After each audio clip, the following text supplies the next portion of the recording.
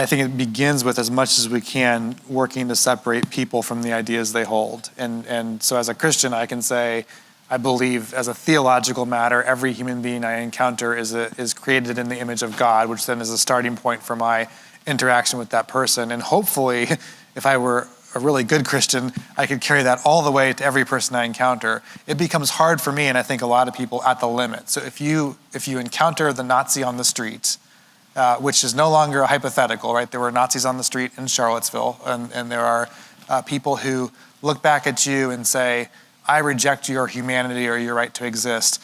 How at that point do you separate the person from the idea? It's very hard to do, and I think I'm not maybe great at putting that into practice. But I also think that most of us are not Nazis, right? And most of us today in our political discourse quickly get to the point of thinking that somebody opposed to us is so evil that line between ideas and in person is conflated. And I think that's actually not doing the hard work that we're called to do to make those distinctions. And I think for most people, when we think about how we interact at a place like this or with people who disagree with us, when we actually get down to it, we disagree about really important matters. And we think that if we had a long coffee with a lot of people in this room, we would find issues that we think the other person is morally in error and deeply harmful and gravely, maybe even evil ways. And yet, we still work to see that person as a human being. And maybe we still carpool together or take classes together or find elements of common ground. And I think